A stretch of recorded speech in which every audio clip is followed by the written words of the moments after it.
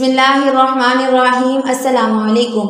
صبح کا وقت تھا۔ سلطان صلاح الدین ایوبی رحمۃ اللہ علیہ اپنے بستر سے اٹھے اور نماز ادا کرنے کے بعد قرآن پاک کی تلاوت کی تیاری شروع کر دی۔ علی بن سفیان سلطان صلاح الدین ایوبی رحمۃ اللہ علیہ کا انداز حرکات کو دیکھ کر جان گیا کہ آج سلطان صلاح الدین ایوبی کہیں خاص کام کے لیے جا رہے ہیں، لیکن حیرانگی کی بات یہ تھی کہ سلطان صلاح الدین ایوبی رحمۃ اللہ علیہ نے کسی کو بھی نہیں بتایا کہ آج ہم کہاں جا رہے ہیں، کیونکہ علی بن سفیان کو سلطان کے ہر راز کی خبر ہوتی تھی۔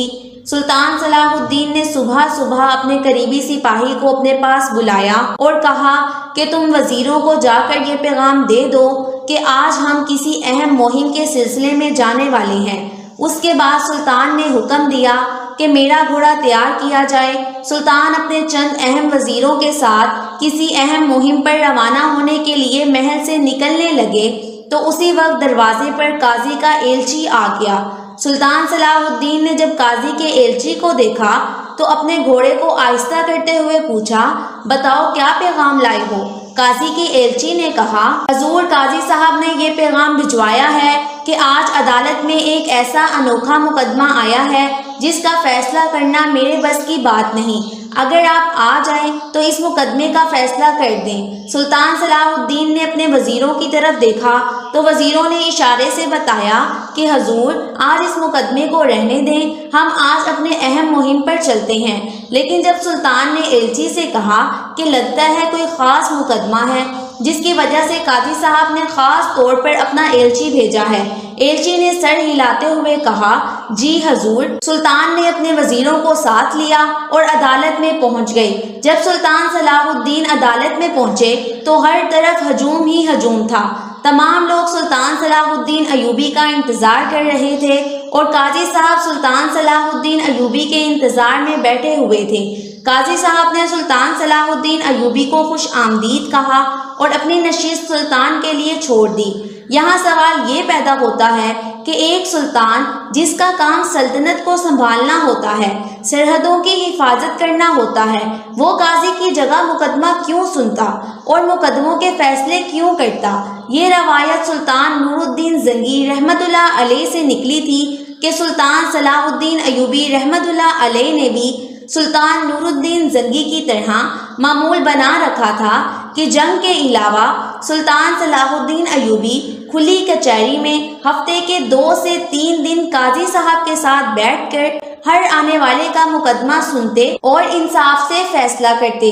جب سلطان عدالت میں موجود ہوتے تو عدالت کے دروازے پر کوئی بھی محافظ نہیں ہوتا، کیونکہ سلطان کا حکم تھا کہ میرے ہوتے ہوئے عدالت میں آنے کے لیے کسی کو اجازت کی ضرورت نہیں۔ سلطان صلاح الدین ایوبی قاضی صاحب کی نشست پر بیٹھ گئے۔ آپ کے بائیں طرف قاضی صاحب بیٹھے تھے اور ساتھ میں سارے وزیر بیٹھ گئے۔ اب سلطان نے حکم دیا کہ مدعی کو پیش کیا جائے۔ جب مدعی پیش ہوا تو مدعی کو دیکھ کر سلطان صلاح الدین ایوبی بڑے پریشان ہوئے، کیونکہ وہ ایک بوڑھا خستہ حال بزرگ تھا، اس کے ساتھ ایک نوجوان حسین و جمیل لڑکی تھی۔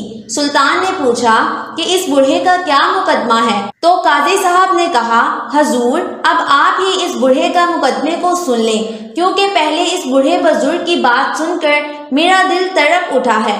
سلطان صلاح الدین ایوبی نے اس بزرگ سے مخاطب ہو کر کہا، بتاؤ بابا تمہارا کیا مسئلہ ہے جس کے لیے تم نے قاضی صاحب کو مجبور کر دیا اور جس کے لیے میں نے اپنا سب سے اہم کام چھوڑ کر عدالت میں چلا آیا؟ وہ بوڑھا بزرگ اسی وقت گھٹنوں کے بل زمین پر بیٹھ کر رونے لگا اور کہا، سلطان معظم میں ایک لوہار ہوں، سارا دن دکان میں اتنی گرمی میں آگ پر بیٹھ کر کام کرتا ہوں۔ میری ایک نوجوان حسین و جمیل بیٹی ہے جس کا میں جہیز کا سامان اکٹھا کر رہا ہوں اور اسی دکان سے ہماری روزی روٹی چل رہی ہے۔ سلطان نے کہا، آگے بتاؤ تمہارے ساتھ کیا زیادتی ہوئی؟ اس نے کہا، سلطان معظم کل صبح میں اپنی بیٹی کو معمول کی طرح اپنی جھونپڑی میں چھوڑ کر اپنے کام کی طرف چلا گیا۔ دوپہر کا وقت تھا کہ ایک گاؤں کا آدمی میرے پاس بھاگتا ہوا آیا اور کہا کہ تمہاری جھونپڑی سے تمہاری بیٹی کے چیخنے کی آواز آ رہی ہے۔ میں دوڑتا ہوا اسی وقت اپنی جھونپڑی میں پہنچا، دیکھا کہ میری بیٹی کے سارے کپڑے پھٹے ہوئے تھے اور رو رو کر اس نے لیا تھا۔ سلطان نے کہا کہ تم رہتے کہاں ہو؟ تمہاری دکان کس بازار میں ہے؟ تمہارے گاؤں کا نام کیا ہے؟ مجھے ذرا تفصیل سے بتاؤ۔ اس نے کہا حضور ہمارے گاؤں کا نام علی جگ ہے اور ہمارا گاؤں یہاں سے تقریباً 50 میل کے فاصلے پر موجود ہے، اور اس گاؤں سے تقریباً 1 میل کے فاصلے پر ایک چھوٹا سا بازار ہے جس میں میں لوہار کا کام کرتا ہوں۔ اور جب میں اپنی جھونپڑی میں پہنچا تو دیکھا کہ میری بیٹی نے رو رو کر برا حال کر لیا ہے۔ میں نے اپنی بیٹی سے پوچھا تو اس نے بتایا کہ بابا جی آج دوپہر کے وقت 3 آدمی جنہوں نے اپنا نقاب منہ پر اوڑھا ہوا تھا وہ میرے ساتھ زیادتی کرنے لگے۔ میں چیختی رہی، چلاتی رہی، لیکن کسی نے بھی میری مدد نہیں سنی۔ میں نے اپنی بیٹی کو اس حال میں دیکھا تو میں اسی وقت ٹوٹ گیا۔ مجھ میں چلنے کی ہمت نہ رہی کیونکہ میں نے ساری زندگی غربت میں گزار دی، لیکن اپنی عزت پر کبھی آنچ نہیں آنے دی۔ میری بیوی نے بھی اپنی عزت کی خاطر اپنی جان گنوا دی تھی، اور میری بیٹی بچپن سے لے کر جوانی تک ماں کی ممتا سے محروم رہی۔ اب آپ ہی بتا سکتے ہیں کہ عزت ایک غریب کے لیے ایک انمول تحفہ ہوتا ہے، اور ان ظالموں نے مجھ سے وہ انمول تحفہ چھین لیا۔ اب آپ ہی ہمیں انصاف دلائیں۔ سلطان نے کہا کہ جب تمہاری بیٹی کے ساتھ زیادتی ہو رہی تھی تو تب گاؤں والے کہاں تھے؟ اس بزرگ نے کہا سب لوگ اپنے کام میں مصروف تھے، لیکن کوئی بھی میری بیٹی کو بچانے کے لیے نہیں آیا، کیونکہ گاؤں والوں نے سوچا کہ غریب آدمی کی بیٹی کی وجہ سے ہم اپنی جان کو کیوں خطرے میں ڈالیں، اور ہمارے گاؤں کے 500 آدمیوں نے 3 آدمیوں کے ساتھ مقابلہ نہیں کیا اور میری بیٹی کی عزت کو لوٹنے دیا۔ یہ سن کر سلطان کا سر جھک گیا، اور پھر سلطان نے کہا کہ ایک بات میری سمجھ میں نہیں آ رہی کہ تم اپنا مقدمہ لے کر اپنے گاؤں کے سرپنچ یا قاضی صاحب کے پاس کیوں نہیں گئے؟ تو اس بوڑھے بزرگ نے روتے ہوئے کہا کہ حضور میں سب سے پہلے قاضی کے پاس گیا تھا، لیکن قاضی 2 ہفتوں کے لیے سیر و تفریح کے لیے اپنے سپاہیوں کے ساتھ نکل گیا۔ اس کے بعد میں اپنے گاؤں کے سرپنچ کے پاس گیا تو اس نے مجھے کہا کہ یہ عزت کا معاملہ ہے، تم اسی وقت خاموش ہو جاؤ، اگر تم مزید اس پر بات کرو گے تو تمہاری عزت اس سے بھی زیادہ خراب ہوگی۔ اور سرپنچ نے مجھے انصاف دینے کے بجائے خاموش رہنے کا حکم دیا۔ اب آپ ہی بتائیں کہ میں کس کے پاس جاتا؟ اس کے بعد میں نے سنا کہ سلطان صلاح الدین ایوبی کا قاضی بہت ہی انصاف پسند اور رحم دل ہے۔ میں قاضی صاحب کے پاس آیا اور جب انہیں صورتحال بتائی تو قاضی صاحب نے بس ایک الفاظ بولا کہ یہ مقدمہ تو صرف سلطان معظم ہی حل کر سکتے ہیں۔ میں نے کبھی نہیں سوچا تھا کہ اتنے عظیم سلطان کو اپنی آنکھوں سے دیکھوں گا اور میرا مقدمہ ایک عظیم سلطان کے ہاتھوں حل ہوگا۔ اگر مجھے انصاف نہ بھی ملے اور مجھے اسی وقت بھی موت آ جائے تو میں پھر بھی اس دنیا سے خوش ہو کر لوٹوں گا، کیونکہ سلطان صلاح الدین کو دیکھنا کسی تحفے سے کم نہیں۔ سلطان نے کہا کہ کیا آپ مجرموں کے بارے میں کچھ جانتے ہیں؟ کیا تمہاری بیٹی نے ان کو دیکھا ہے؟ تو اس بڑے بزرگ کی بیٹی نے کہا نہیں سلطان معظم، انہوں نے اپنے چہرے چھپائے ہوئے تھے۔ یہ سن کر سلطان صلاح الدین نے کہا اچھا ایک بات بتاؤ کہ جب تمہارے ساتھ زیادتی ہو رہی تھی اور جس شدت سے، جس قوت سے، جس خوف سے تم اپنی عزت کو بچانے کے لیے چیخ رہی تھی، کیا اس قوت سے تم اب بھی چیخ سکتی ہو؟ یہ سن کر اس لڑکی نے کہا سلطان معظم، ان مجرموں کو انجام تک پہنچانے کے لیے میں کچھ بھی کر سکتی ہوں۔ سلطان نے کہا ٹھیک ہے۔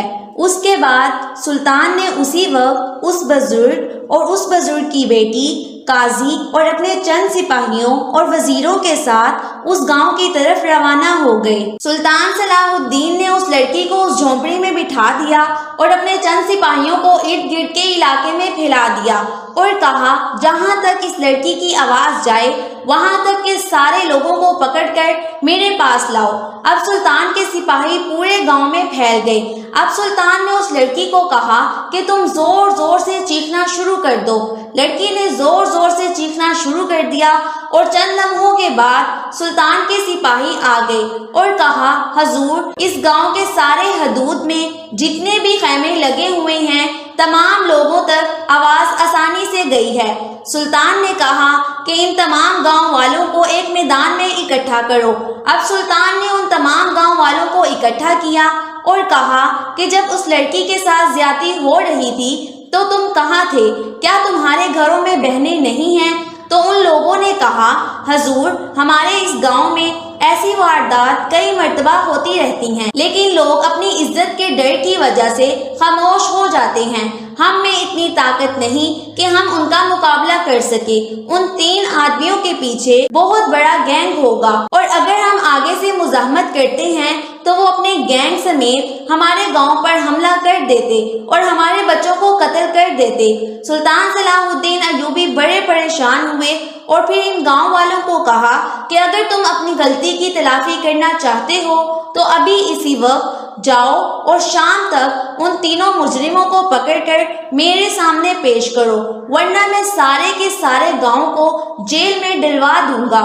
تمام گاؤں والے پورے علاقے میں پھیل گئے، سارے جنگل کو چھان مارا اور ایک غار میں چھپے ان 3 ڈاکوؤں کو پکڑ کر سلطان کے سامنے حاضر کیا۔ جب سلطان کے سامنے ان کو حاضر کیا گیا تو سلطان نے اس لڑکی کو کہا کہ تمہیں ان کی کوئی ایسی بات محسوس ہوئی جس سے تم ان کو پہچان سکو؟